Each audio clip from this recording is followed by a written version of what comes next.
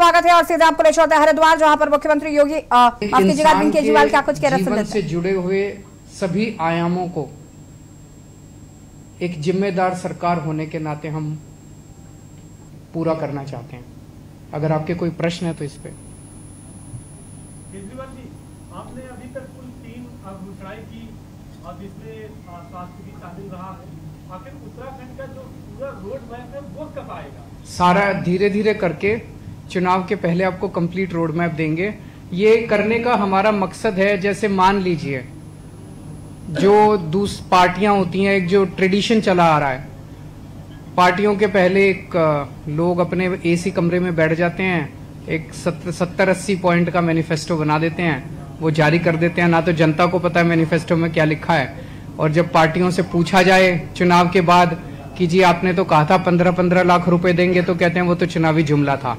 तो मैनिफेस्टो उनके लिए चुनावी जुमला है। इसीलिए मैं एक एक पॉइंट लेके आता हूं ताकि वो अभी तक कुल 3 घोषणाएं की और जिसमें स्वास्थ्य भी शामिल रहा है।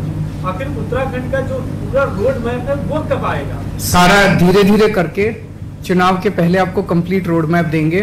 ये करने का हमारा मकसद है, जैसे मान लीजिए जो दूसरी पार्टियां होती हैं, एक जो ट्रेडिशन चला आ रहा है, पार्टियों के पहले एक लोग अपने एसी कमरे में बैठ जाते हैं, एक 70-80 पॉइंट का मैनिफेस्टो बना देते हैं, वो जारी कर देते हैं। ना तो जनता को पता है मैनिफेस्टो में क्या लिखा है, और जब पार्टियों से पूछा जाए चुनाव के बाद कि जी आपने तो कहा था 15-15 लाख रुपए देंगे, तो कहते हैं वो तो चुनावी जुमला था। तो मैनिफेस्टो उनके लिए चुनावी जुमला है। इसीलिए मैं एक एक पॉइंट लेके आता हूं ताकि वो पॉइंट आप लोगों को सिंक कर जाए, आप याद रखें, और चुनाव के बाद अगर मैं पूरा ना करूं तो आप मेरी गर्दन पकड़ सके कि केजरीवाल जी आप कह के गए थे, हमको याद है अभी तक। सर, आज उत्तराखंड में आपका तीसरा दौरा है, चुनाव दौरा। तो आज जो तीसरी गारंटी है वो आपने फ्री यात्रा वाली गारंटी दी है, यही सर? हाँ जी बिल्कुल। अयोध्या जी में रामचंद्र जी के दर्शन कराएंगे। मेरा प्रश्न ये है कि भाजपा और कांग्रेस के बीच आपके लिए आप कितना स्पेस देखते हैं? हम भाजपा और कांग्रेस के बीच स्पेस नहीं देखते, हम आपके बीच स्पेस देखते हैं, हम जनता के बीच स्पेस देखते हैं। जिन जिन लोगों को आपको भाजपा और कांग्रेस ने पिछले 20-22 साल में क्या दिया भ्रष्टाचार के अलावा, देवभूमि का नाम चारों तरफ, वो कहते हैं इनका स्टिंग हमारे पास है, वो कहते हैं इनका स्टिंग हमारे पास है। दोनों एक दूसरे के स्टिंग लेके घूम रहे हैं। अगर दोनों के स्टिंग एक दूसरे के पास है तो वो सजा क्यों नहीं देते? बीजेपी की सरकार है, अगर कांग्रेस का स्टिंग उनके पास है तो कांग्रेसियों को सजा दो। कांग्रेस की सरकार थी, बीजेपी के स्टिंग इनके पास है तो सजा दो। और सबको पता है लुट कौन रहा है, लुट तो आम आदमी रहा है।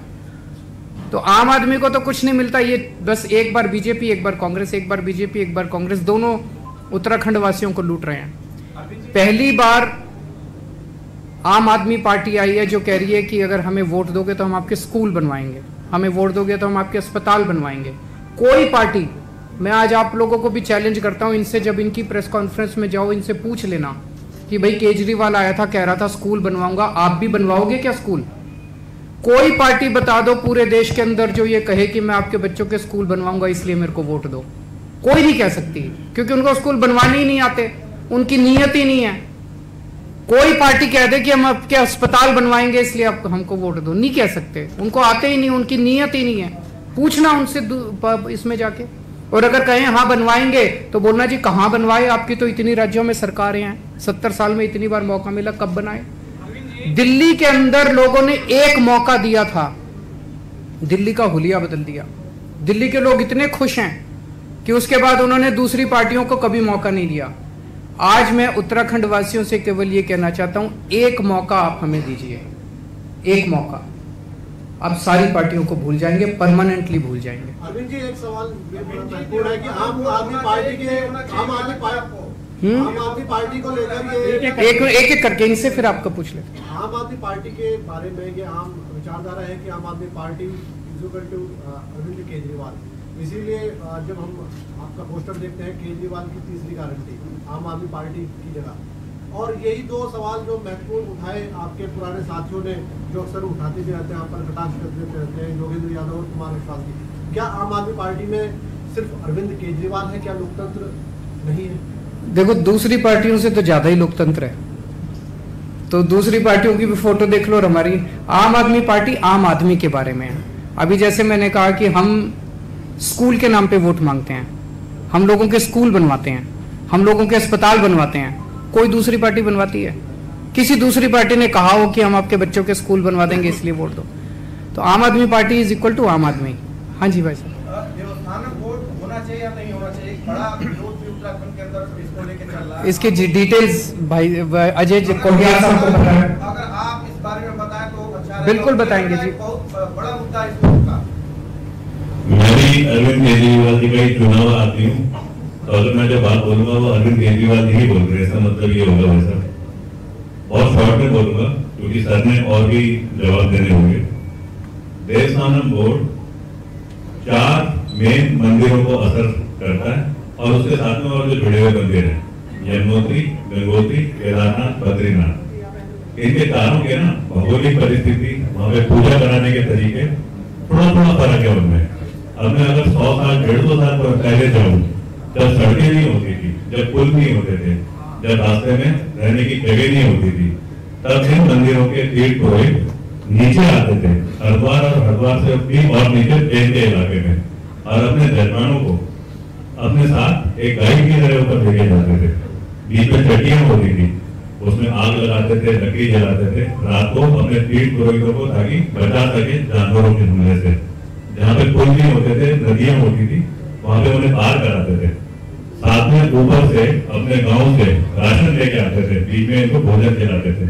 जब मंदिर में जाते थे उनके दर्शन कराए, भगवान जी से मिलवाया, और उसके बाद कोई दान भी नहीं देते थे और तीर्थ पुरोहित वापस अपने जजमानों को भेजते थे।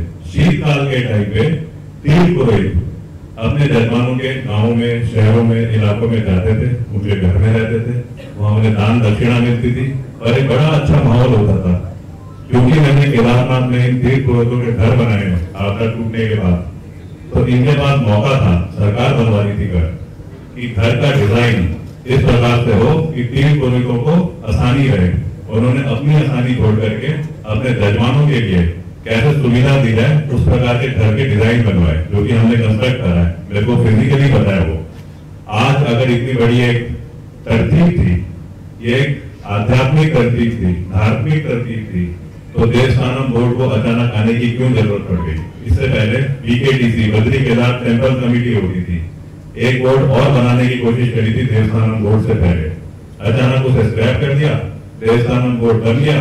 तीर्थ पुरोहितों की यह हालत है कि वो खून से, अपने खून से चिट्ठियां लिख रहे हैं प्रधानमंत्री को। पुराने मुख्यमंत्री त्रिवेंद्र सिंह रावत जी, उनको ऊपर केदारनाथ में घुसने ही नहीं दिया, धाम के अंदर नहीं घुसने दिया। मेरे को लगता है ऐसे त्रिवेंद्र सिंह रावत जी इस उत्तराखंड में, जहाँ पे की देवी देवताओं में शिवालय का बहुत बड़ा एक हिस्सा होता है, अगर केदार बाबा ने नहीं घुसने दिया तो क्या उनकी कभी हिम्मत होगी किसी मंदिर में जा सके? तो देवस्थानम बोर्ड इतने गलत तरीके से जो बनाया गया, आज पूरे समाज में उसने ना एक अलग ही असर डाल दिया है। हमारी यात्राओं का इन तीर्थ पुरोहितों के पूजा से, इन स्थानों से कहीं ना कहीं कनेक्शन था, हमारी रोजगार बहुत बड़ा संबंधित था इससे, सबका सब रुक रखा है। तीर्थ पुरोहितों को हर बार बोला जा रहा है कि हम देवस्थानम बोर्ड रद्दी कर रहे हैं, अब फिर उन्होंने एक डेट दे रखी है, पता नहीं क्या होगा, लेकिन देवस्थानम बोर्ड को 100% स्क्रैप होना चाहिए। आज वैसे भी ट्रांसपेरेंसी का, आज वैसे भी दूसरों को और लीनियंट होने का हमारा तरीका है सरकार का, तो फिर देवस्थानम बोर्ड क्यों जबरदस्ती बना के इन्होंने बर्बाद कर दिया पूरा सिस्टम। अरविंद जी, आपने कहा 6 महीने में 1 लाख नौकरी दी जाएगी। पूर्व मुख्यमंत्री हरीश रावत जी का आरोप यह है कि दिल्ली में आपने 7 साल में 7,000 लगभग नौकरियां दी है, इस पर आप क्या कहना चाहते हैं? कोई डेटा आप प्रोवाइड? 10 लाख नौकरियां दी, मैं डेटा दे दूंगा, आ जाना। अभी हमने जॉब पोर्टल बनाया था जब कोरोना की बीमारी फैली ना। कोरोना की बीमारी के दौरान 2 घटनाएं घटी। एक तो लोग बेरोजगार हो गए, दुकानें बंद हो गई, फैक्ट्रियां बंद हो गई, मार्केट बंद हो गए, इंडस्ट्री बंद हो गई, तो लोगों के रोजगार चले गए। और दूसरा, जो इंडस्ट्री बंद हुई जब वो खुली तो उनके पास काम करने वाले लोग नहीं थे। हमने एक जॉब पोर्टल बनाया और उस जॉब पोर्टल के जरिए हम लोगों ने इंडस्ट्री को, दुकान वालों को कहा भाई जिस जिस को आदमी चाहिए एम्प्लॉयमेंट के लिए आप अपना इसमें एडवर्टाइजमेंट डालो, और हमने कहा जिस जिस को नौकरी चाहिए आप इसमें अपना बायोडाटा डालो। उस एक के जब ये शुरू किया था हम लोगों ने पोर्टल, मेरे को ये लग रहा था कि अगर 2-3 महीने में 25-30 हजार अगर आ गए तो मैं इसको बड़ा सक्सेसफुल मानूंगा। 1 महीने के अंदर 10 लाख नौकरियों के उसके अंदर वो आए थे, इंडस्ट्री ने और ट्रेड ने 10 लाख नौकरियों के वो किए थे, और मैचिंग लोगों को नौकरियां मिली थी। इसके अलावा भी ढेरों, जैसे हमने door step delivery of services किया, आपने सुना होगा। दिल्ली के अंदर अब अगर आपको कोई भी सरकारी विभाग में काम कराना है तो आपको दफ्तर जाने की जरूरत नहीं है। हमने एक 1076 नंबर जारी किया हुआ है, उस नंबर पे आप फोन करो, आपसे पूछा जाता है कि आपको दिल्ली सरकार से क्या काम है। आप बोलते हो जी मेरे को राशन कार्ड बनवाना है, तो वो बंदा कहता है जी राशन कार्ड बनवाने के लिए ये डॉक्यूमेंट चाहिए, मैं आपके घर कितने बजे आऊं? फिर आप कहते हो जी आप रात को 10 बजे आना, क्योंकि मैं तो लेट आता हूं नौकरी से। रात को 10 बजे आपके घर दिल्ली सरकार का कोई व्यक्ति आता है आपका काम करने के लिए, आप अपने डॉक्यूमेंट तैयार रखो, आपके घर आपका राशन कार्ड बना के देके जाता है।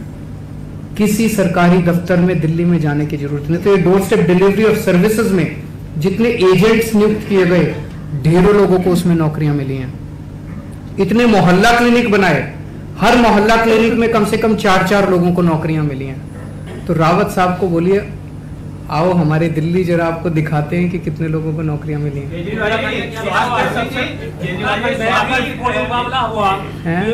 मुकाबला और उत्तराखंड में हुआ तो आपकी पार्टी किसके साथ जाएगी? देखो जी, हमारा तो एक ही मुकाबला है जनता के बीच में, जनता ने तय करना है। मैंने अब जनता के बीच में रख दिया भाई आपके स्कूल बनवाएंगे, अस्पताल बनवाएंगे, ये करेंगे, ये करेंगे, ये करेंगे, रोजगार देंगे, बिजली मुफ्त करेंगे, आपको अयोध्या जी के दर्शन कराएंगे। जनता को पसंद आएगा, मौका देगी, हम काम करेंगे।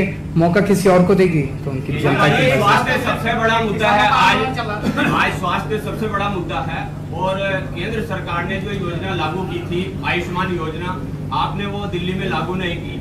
अब जब चुनाव आ रहे हैं, आपके उप मुख्यमंत्री मनीष सिसोदिया जी ने कहा है कि 2020-21 से इसको लागू किया जाएगा। आयुष्मान, एक मिनट, मैं नहीं समझता उन्होंने कहा होगा आयुष्मान योजना दिल्ली में लागू नहीं हो रही है। 1 मिनट में बता, आप में से कितने लोगों के पास आयुष्मान का कार्ड है?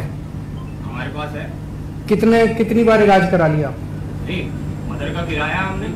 कितने पैसे मिले? पैसे नहीं है तो कैशलेस योजना है। कौन क्या इलाज कराया?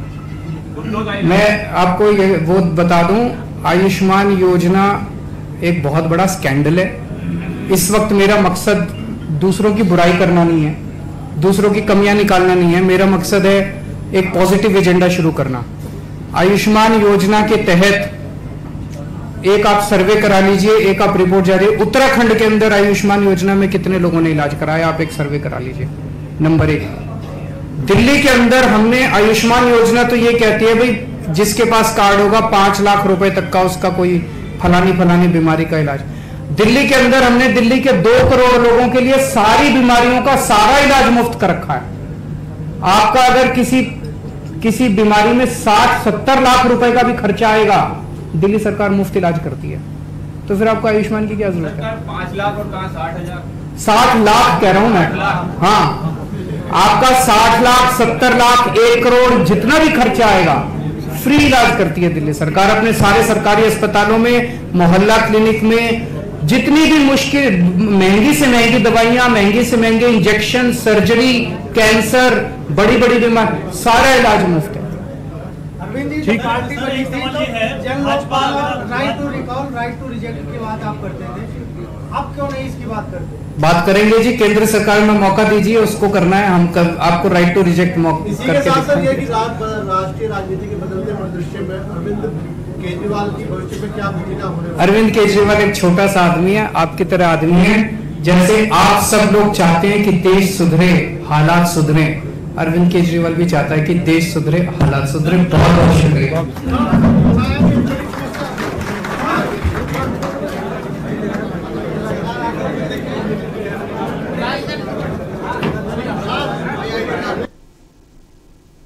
और यहाँ पर दिल्ली के मुख्यमंत्री अरविंद केजरीवाल को सुन रहे थे आप, जिन्होंने बताया कि उत्तराखंड में अगर उनकी सरकार बनती है तो अयोध्या के उत्तराखंड के लोगों को अयोध्या में फ्री दर्शन करवा जाएंगे। यहाँ पर वक्त हो गया एक छोटे से ब्रेक का, जल्द हाजिर होता है। आप देख रहे हैं